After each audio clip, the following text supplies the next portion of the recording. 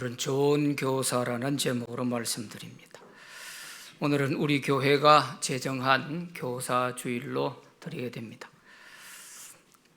수고하는 교사들을 격려하기 위해서 지켜온 교사주일이 올해로 31번째를 맞이했습니다. 교회의 모든 봉사가 중요합니다만 특히 교회 교사는 다음 세대의 신앙교육을 맡고 있으므로 성도들의 기도와 많은 관심이 필요합니다. 그래서 교사들이 기쁘게 아이들을 가르치고 사랑으로 돌볼 때 교회 학교가 부흥될 줄로 믿습니다. 교회 학교에 자녀들이나 손자, 손녀들이 있는 분들은 더욱 관심을 가져주시고 기도해 주시기를 바랍니다. 그리고 남성교회와 여전도회 후원 시스템이 잘 될 수 있도록 기도와 지원을 부탁드립니다. 그런데 교회 교사는 그 사명이 중한 만큼 잘 해야 합니다. 단순한 성경 지식을 가르치는 것이 아니라 영혼을 맡아 인도하는 자들이기 때문에 더욱더 신중해야 합니다. 그래서 야고보서 3장 1절에는 이렇게 말씀하고 있습니다. 내 형제들아, 너희는 선생된 우리가 더 큰 심판을 받을 줄 알고 많이 선생이 되지 말라, 이렇게 말씀합니다. 교사의 그 책임이 그만큼 무겁고 중하다 하는 그런 뜻이 되겠죠. 그러므로 좋은 교사가 되기 위해서 우리가 노력을 하다 보면 자기 신앙에 많은 도움이 됩니다. 아이들을 가르치기 위해서 자기가 성경을 연구하며 배우게 되고, 또 아이들을 위해 기도하다 보니까 자기의 영성이 깊어져서 하나님과 친밀한 관계를 유지할 수 있는 이런 유익함이 있습니다. 다른 봉사들도 다 우리 신앙에 유익함이 있지만 교사는 특히 영적으로 자기 자신에게 대단히 유익한 그런 봉사직이라 할 수 있습니다. 우리가 훌륭한 교회 교사 하면 빼놓을 수 없는 사람이 있는데, 그 사람이 미국의 백화점 왕이라 불리는 존 워나 메이커입니다. 이 사람은 37살에 처음 백화점을 세워서 이 백화점이 많이 번창하게 돼가지고 백화점의 왕이라 이렇게 불리게 된 사람이에요. 그는 19살에 교회에서 교사를 맡아 시작을 했습니다. 85세까지 65년 동안 교회에서 교사직을 감당한 사람입니다. 그는 자기가 섬기는 베다니 교회 학교를 세계 제일 가는 교회 학교로 만들었습니다. 그가 50대에 당시 미국 23대 해리슨 대통령으로부터 최신부 장관직을 좀 맡아달라 하는 부탁을 받게 됐습니다. 그랬을 때 이 워나 메이커는 정중하게 사양을 했습니다. 그 이유가 내가 만약 장관직을 맡음으로 주일 성수를 못하게 되거나 교회에 맡은 아이들을 가르칠 수 없다면 이것은 정말 큰일입니다. 나는 이 교사의 일을 무엇보다 가장 소중하게 생각합니다. 이러면서 그래서 제가 장관직을 맡을 수가 없습니다 하고 사양을 한 것입니다. 그랬더니 해리슨 대통령이 가만히 들어보고, 이 사람은 교회 일을 맡아서도 저렇게 책임감 있게 한다면 나라 일을 맡겨도 정말 잘할 것 같다, 이런 생각이 들어서, 그러면 당신이 주일날 교회 가서 예배드리고 아이들 가르치는 일에 절대로 지장을 주지 않을 테니까 그걸 내가 보장할 테니 장관직을 좀 맡아주시오, 이렇게 허락을 해서 또 워나 메이커도 수락을 하고 이렇게 해서 최신부 장관직을 맡게 됐다고 합니다. 그래서 그는 매주 토요일이면은 자기의 고향 필라델피아로 비행기를 타고 와서 교회 가서 예배드리고 아이들을 가르치는 일을 했다고 하는 것입니다. 한 번은 이러한 워나 메이커를 보고 기자가 도대체 저 사람은 교회 일을 가지고 나라 일을 이렇게 할 수 있나 소홀한 것 같다는 그런 생각이 들어서 마치 조금 안 좋은 뜻으로 이렇게 질문을 했습니다. 메이커, 당신은 나라의 장관직이 교회 학교 교사만도 못합니까? 이렇게 물었더니 아주 유명한 말을 했었죠.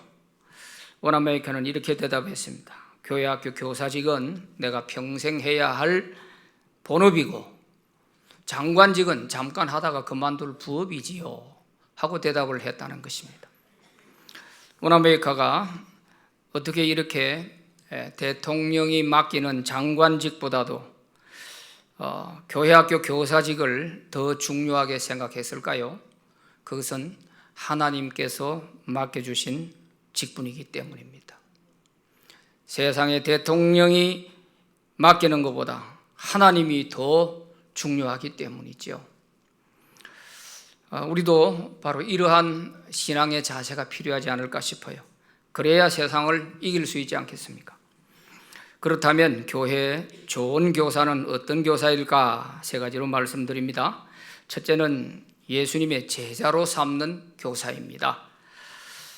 오늘 읽은 19절 말씀에 보면 그러므로 너희는 가서 모든 민족을 제자로 삼아 아버지와 아들과 성령의 이름으로 세례를 베풀고 그렇게 말씀합니다.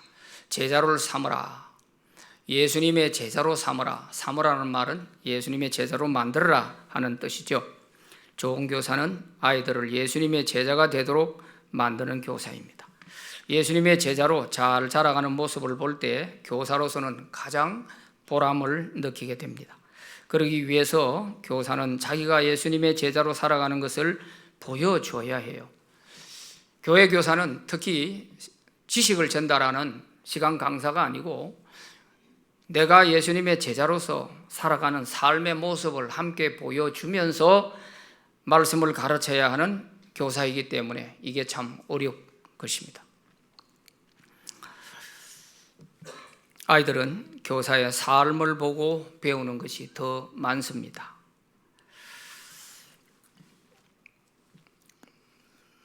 병으로 시골 고향으로 돌아가서 요양을 하는 한 청년이 자기 고향 교회에 나가서 중등부 학생들을 가르쳤습니다. 9명의 자기 반 아이들을 위해서 온 힘을 다해서 가르쳤습니다.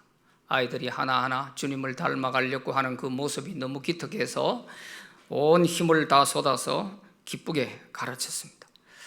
이들이 때가 돼서 이제 중등부를 졸업하고 고등학교를 가면서 도시로 다 진학을 하게 됐습니다. 이 아이들이 다 도시로 진학해가 나가 있는 동안 몇 년 후에 이 아이들이 돈을 모아가지고 지금 요양하고 있는 자기를 가르쳐줬던 그 선생님의 치료비로 서라고 거금을 보내줬어요. 1년치 치료비가 될 만큼 그렇게 보내줬던 것입니다. 알고 봤더니 이 아이들이 평생에 한 번 있는 고등학교 수학여행을 가지 않고 그걸 9명이 다 모아가지고 이렇게 선생님에게 보내주었던 것입니다. 이 선생님이 너무 감동이 돼서 그래도 이렇게는 할 수 없지 해서 그 돈을 다시 돌려보내주면서 너희들이 후회한다. 한 번밖에 없는 수학여행 꼭 잘 갔다 오너라 하고 다시 돌려보냈습니다. 그런데 그만 시간이 늦어가지고 아이들이 결국 수학여행을 가지 못했다고 하는 것입니다. 선생님은 이게 마음에 정말 엄청난 부담으로 다가오고 또 큰 보람이 되기도 하고 이래서 그 부담감으로 자기가 신학교에 가서 신학을 해서 목사가 됐습니다. 그래서 열심히 그때 그 초심을 잃지 않고 목회를 해서 크게 목회에도 성공을 했습니다. 이분이 바로 안산제일교회 고훈 목사님이세요. 이렇게 학생들을 가르치다 보면 자기가 오히려 더 하나님께 은혜를 받게 되고 그래서 자기 인생이 달라지게 되는 이런 경우도 있는 것이죠. 미국 보스턴 마운트 벌론 교회에 에드워드 킴볼이라고 하는 교사가 있었습니다. 자기 반에 이사온 학생 하나가 있었습니다. 이 남자아이는 17살이 됐는데 글을 읽지 못하는 것입니다. 그래서 킴볼 선생님이 매주일마다 글을 가르쳐서 1년이 됐을 때 이제 성경을 읽을 수 있게 됐습니다. 하루는 킴볼 선생님이 이 학생이 일하고 있는 구두방으로 신방을 갔습니다. 그리고 진지한 얘기를 했습니다. 그리고 네가 언제 예수님을 영접하고 또 예수님을 만나게 됐나 하고 물어봤더니 전혀 예수님을 인격적으로 만난 적이 없었던 것입니다. 그래서 자세하게 예수님을 영접하고 죄 사함 받고 거듭나는 것이 어떤 것인지를 자세히 설명을 해주고 그때 예수님을 이 아이가 영접하게 됐습니다. 예수님을 영접하고 너무 기뻐가지고 자기 어머니에게 편지를 썼는데 그 편지에 이런 한 줄이 있습니다. 어머니, 1837년 2월 5일은 제가 어머니의 아들로 태어난 생일입니다. 그러나 18년이 지난 오늘 4월 21일은 성령으로 제 영혼이 거듭난 생일입니다 하고 편지를 쓴 내용을 볼 수 있습니다. 바로 이 사람이 D.L. 무디라고 하는 사람인 것입니다. 그 후로 무디는 하루도 전도를 하지 않으면 잠을 자지 않았습니다. 어떤 사람에게든 한 사람 이상은 전도해야 그날 잠자리에 들었다고 하는 거죠. 그는 보스턴에서 시카고로 옮겨서 교회학교 어린이 교사를 지원했습니다. 그런데 맡을 반 아이들이 없었습니다. 그래서 목사님께 저를 교사로 임명해 주면 제가 전도해서 반을 만들어서 하겠습니다 해서 임명받고 자기가 나가서 길거리를 배회하고 있는 불량 아들을 데려와 가지고 아이들을 가르치기 시작한 것입니다. 이렇게 시작해서 몇 년이 지나자 무디 반 아이들이 1,500명이 됐습니다. 이럴 정도로 그는 초등학교 5학년이 학력의 전부입니다. 그럼에도 불구하고 그 무디 한 사람이 변화돼서 열정을 가지고 영혼을 위해 이렇게 했을 때 놀라운 역사가 일어났고 하나님은 그를 크게 사용을 하셨습니다. 그는 30살이 됐을 때 영국으로 건너가서 많은 집회를 하게 됩니다. 이 무디에게 영향을 받은 사람들이 특히 유명한 목사님들이 은혜를 많이 받고 도전을 받고 이래서 유명한 목사님들이 많이 나오게 됩니다. 그리고 젊은 청년들이 많이 헌신하는 자들이 나오게 됐습니다. 라디오와 TV가 없는 그 시대에 수백만 명을 주님께로 인도하는 이런 전도자가 됐습니다. 그런데 특히 이 무디의 영향으로 제일 덕을 많이 본 나라가 우리 한국입니다. 이 무디의 영향으로 인해서 은혜 받은 젊은 청년들이 우리 한국의 초창기에 들어온 선교사들입니다.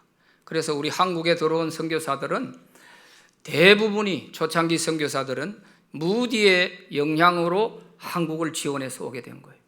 무디가 가서 설교할 때 아무도 가지 않는 그곳으로 가라 하는 이 말에 도전을 받고 그래서 20대 중반, 후반 여기에 해당되는 젊은 선교사들이 한국에 많이 오게 된 것입니다. 왜 나이 든 사람이 그곳에 가면은 도저히 질병으로 또 열악한 환경에 이겨낼 수가 없다는 거죠. 젊은 사람이 가야 된다. 이래서 젊은 사람들이 많이 오게 됐고 또 초창기에 한국에 온 선교사들을 보면 전부 엘리트 중에 엘리트입니다. 다 아이비리그 대학에 졸업을 하고 의사도 학자도 대단한 사람들이 다 왔어요. 그러다 보니까 그 초창기 선교사들의 영향으로 한국 교회도 수준 있는 교회로 빨리 성장하게 된 것이다 하는 것을 볼 수가 있어요. 그 초창기에 한국에 들어온 사람들 보면 언더우드 아펜젤러 선교사도 무디 영향을 받고 오게 된 거예요. 또 평양신학교를 세운 마펫 선교사, 또 베어드 선교사, 숭실대학을 세웠던 베어드 선교사, 그리고 그 처남되는 아담스 선교사, 계명대학을 세운 사람이죠. 또 대구 동산병원을 세웠던 존슨 선교사, 이런 분들이 다 젊은 시기에 이렇게 한국에 와서 대단한 그런 역사를 했던 사람들입니다. 그 중에 마르타 스위츠 선교사가 있는데 이분은 여성 선교사로서 독신으로 와서 살다가 우리 한국에서 일생을 마감을 했어요. 이 스위츠 선교사는 1911년 시카고 무디 성경학교에서 무디의 설교를 듣고 도전을 받고 한국에 오게 된 것입니다. 1911년 12월 11일에 대구에 도착해서 여성 교육에 크게 헌신한 사람이 서희철 선교사입니다. 당시 한국 여성들의 문맹률이 97%였습니다. 그러니까 거의가 글을 모르는 그런 상황이에요. 여아들이 집에서 살림 잘 살면 되지 공부해서 뭐하나, 이런 시대란 말이죠. 이런 시대에 이 서희철 선교사가 와서 여성도 배워야 가정이 살고 나라가 산다, 이래서 여성 교육에 굉장히 헌신을 많이 했던 사람이에요. 그래서 대구에서 성경 여자 학교를 세우고 또 각처에 여성 교육을 위해서 농어촌으로 할 것 없이 이렇게 많은 일을 했던 사람이에요.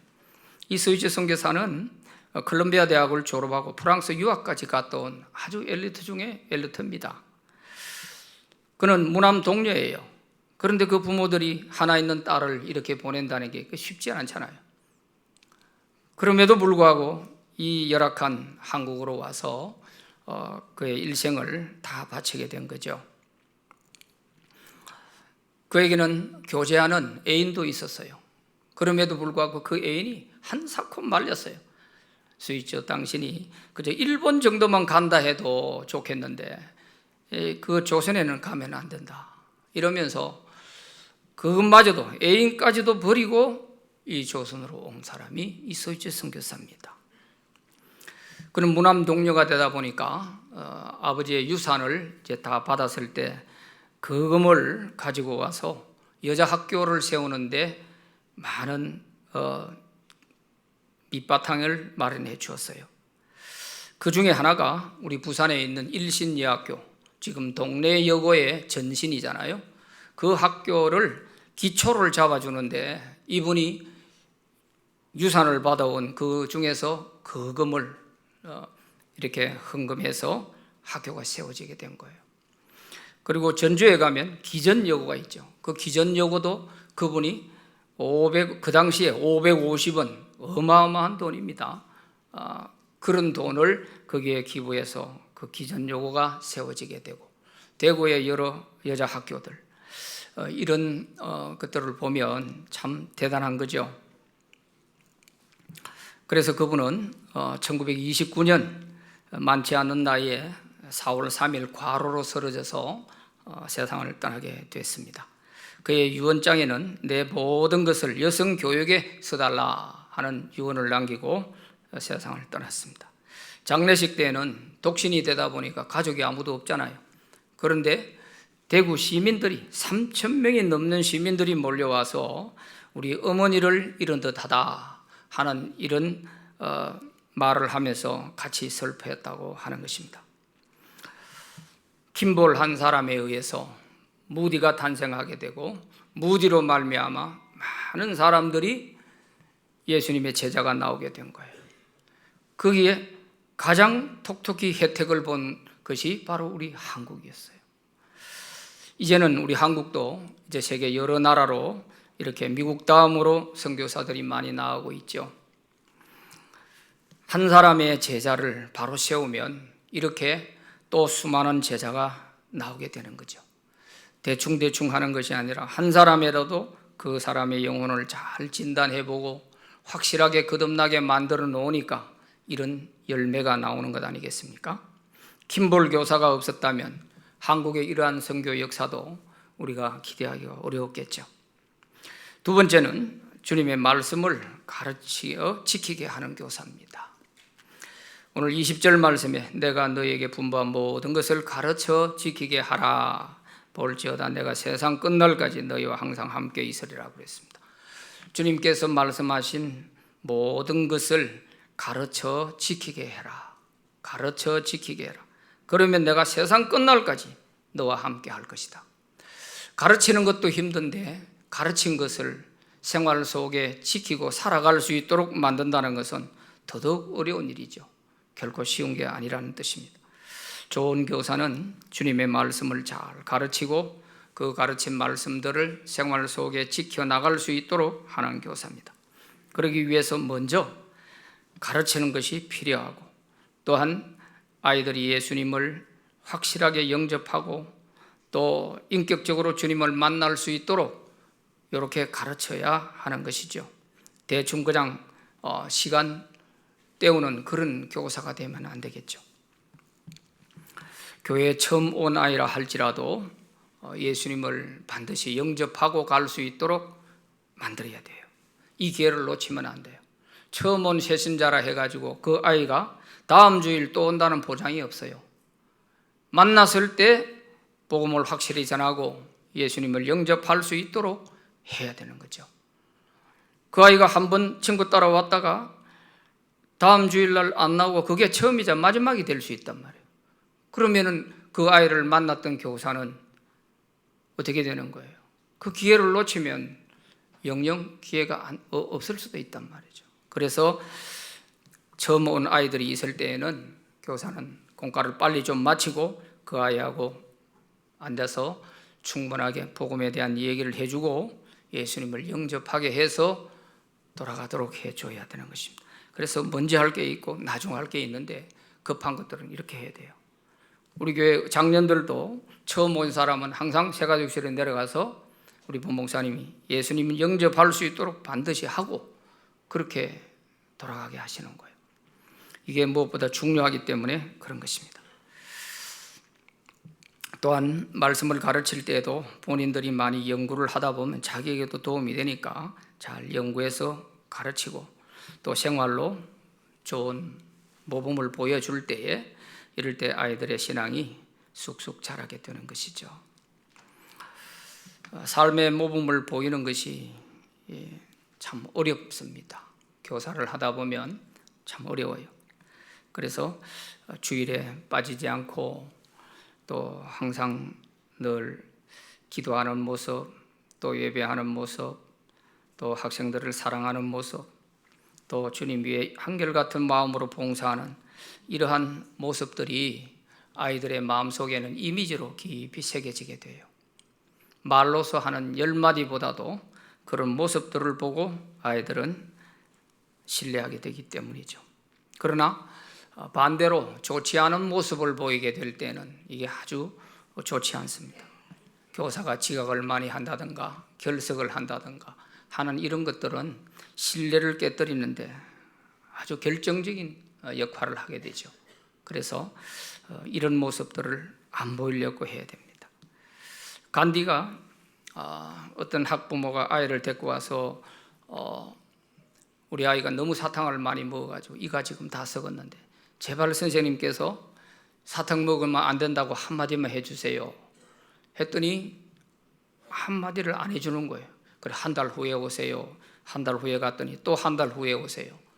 자꾸 이렇게 하는 거예요. 2달 만에 갔더니 그때서야 간디가 이제 사탕 먹지 마라 이렇게 얘기를 했어요. 왜 그렇게 이 한마디 하는데 2달이나 걸렸습니까? 이랬더니 내가 사탕을 잘 먹고 있는데 어떻게 애가 사탕을 먹지 말라고 하냐. 내가 사탕을 끊는데 2달이 걸렸다. 그렇게 얘기를 하더라는 거예요. 이게 교사가 내가 하지 못하면서 하라고 한다는 것이 그게 안 된다는 거죠. 마태복음 5장 19절 말씀에 예수님께서 이렇게 말씀하십니다. 그러므로 누구든지 이 계명 중에 지극히 작은 것 하나라도 버리고 또 그같이 사람을 가르치는 자는 천국에서 지극히 작다 일컬음을 받을 것이요 누구든지 이를 행하며 가르치는 자는 천국에서 크다 일컬음을 받으리라 그랬습니다. 세 번째는 실족하지 않게 사랑으로 돌보는 교사입니다. 이런 교사가 좋은 교사예요. 마태복음 18장 6절에 예수님께서 말씀하시기를 누구든지 나를 믿는 이 작은 자 중 하나를 실족하게 하면 차라리 연자 맷돌이 그 목에 달려서 깊은 바다에 빠뜨려지는 것이 나으니라 그랬습니다. 어린 영혼 하나라도 실족하게 만들면 차라리 이 연자 맷돌을 목에 달고 깊은 바다에 빠져 죽는 게 낫다. 그만큼 영혼을 실족하게 하는 일이 무서운 것이라는 거죠. 18장 14절 말씀에도 보면 이와 같이 이 작은 자 중에 하나라도 잃는 것은 하늘에 계신 너희 아버지의 뜻이 아니니라 그랬습니다.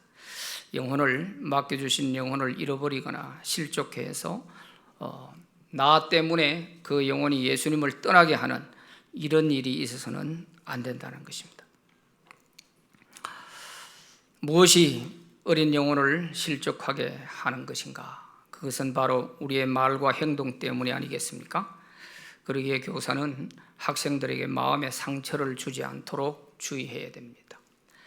어른들은 그래도 자기가 생각하고 판단할 수 있는 어느 정도 능력이 되기 때문에 때로는 시험에 들어도 또 이겨낼 수 있는 그런 기회가 있지만 어린아이들은 그렇지 않거든요.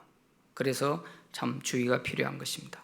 예사로 한 말 한마디, 흘겨보는 눈빛 한번, 이런 것들이 소리 없이 영혼을 실족해 할 수가 있습니다. 또 교사가 성실하게 아이들을 돌보지 못하고 그러다가 그래서 소리 없이 하나하나 사라질 수도 있습니다. 이렇게 되지 않도록 주의를 해야 되죠. 이러기 위해서는 학생들을 위해서 매일같이 교사의 가슴 속에는 학생들을 이름이 지워지지 않아야 돼요. 매일 기도할 때마다 그 아이들 하나하나 이름 불러가며 기도하는 이것이 필요합니다. 교사는 아이들에게 신뢰를 잃지 않도록 해야 됩니다. 신뢰가 깨지면 교사는 생명이 끝이죠. 선생님의 말씀이라면 무엇이든지 믿을 수 있는 그런 신뢰관계가 되어야 됩니다. 신뢰관계가 깨어지면 교육은 안 되는 거죠. 그래서 한 번 약속한 것은 반드시 지키도록 하고 함부로 약속을 남발해서도 안 되죠. 신앙교육은 돈으로 되는 것도 아니요, 좋은 건물이 있다고 잘 되는 것도 아닙니다. 무엇보다도 신뢰가 이루어져야 돼요. 저 사람 보면 정말 하나님이 계시는 것 같아. 정말 저 사람 같으면 저분 나가는 교회 나도 한번 나가보고 싶어 하는 이런 마음이 들 수 있도록 해줘야 되죠. 그래서 교사는 아이들에게 절대 신뢰를 무너뜨리는 일이 없도록 주의할 필요가 있습니다. 성경에는 가르치는 자와 배우는 자의 관계를 이렇게 말씀하고 있습니다. 히브리서 13장 17절에 보면 너희를 인도하는 자들에게 순종하고 복종하라. 그들은 너희 영혼을 위하여 경성하기를 자신들이 청산할 자인 것 같이 하느니라. 그들로 하여금 즐거움으로 이것을 하게 하고 근심으로 하게 말라. 그렇지 않으면 너희에게 유익이 없느니라. 그랬습니다. 교회 교육만이 아니고 오늘 우리 사회 교육도 정말 가르치는 교사들과 배우는 제자들의 관계가 이렇게 돼야 되는데 이게 안 되는 거예요. 그러니까 교육이 그냥 송두리째 무너지고 있습니다. 그러니까 학교 교사들이 너무너무 힘든 거죠. 아이를 위해서는 좀 더 잘 돌봐주고 싶지만 자칫 잘못했다가는 오히려 더 어려움이 다가오니까 그래서 참 애만 태울 때가 많이 있죠. 이거는 스스로 자기 아이들을 죽이는 일이 되는 거예요. 선생님이 말 한마디 안 하면 그건 뭐 고발하고 뭐 조금만 가면 또 진정서 넣고 이러니까 교사들이 교단에서 아이들에게 뭘 가르칠 수가 없는 거예요. 그냥 되거나 말거나 내 할 일 하고 간다 뭐 이런 식의 밖에 안 되는 거죠. 이래 되면 교육이 어떻게 돼요? 다 무너지는 거죠. 정말 참 성경으로 다시 돌아간다면 참 이렇게 가르치는 자와 배우는 자가 이렇게 정말 신뢰관계가 잘 이루어지고 이렇게 되어져야 되죠. 교회 교사는 더더군다나 그렇잖아요. 아이들이 한 주라도 빠지게 되면 내가 혹시 뭘 잘못해서 얘가 결석했나 하는 이런 마음이 들지 않습니까? 혹시 내가 또 말 한마디 잘못해서 얘가 안 나왔나? 이런 마음을 가지면서 회개하게 되고 이거예요. 그러니까 마치 너희 영혼을 위하여 경성하기를 자신들이 청산할 자인 것 같이 하느니라. 이게 교회 영혼을 지도하는 교사들의 마음이죠. 그래서 교사들이 즐거움으로 이 일을 할 수 있도록 하라는 것입니다. 갈라디아서 6장 6절에서 가르침을 받는 자는 말씀을 가르치는 자 모든 좋은 것을 함께하라 그랬습니다. 영적 신앙생활에 있어서 가장 중요한 것은 관계성입니다. 목회자와 성도의 관계, 교사와 학생의 관계, 성도들 서로와의 관계, 이런 관계가 안 좋으면 신앙이 서서히 병들거나 죽어가는 것입니다.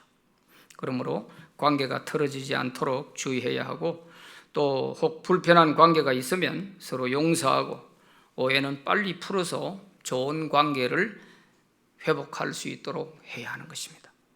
우리 교회는 어린아이로부터 어른에 이르기까지 모두 예수님의 제자가 돼서 배우고 가르치며 주님의 복음을 전하는, 주님이 기뻐하는 그런 교회가 되기를 기원합니다. 기도합시다. 하나님 아버지, 감사합니다.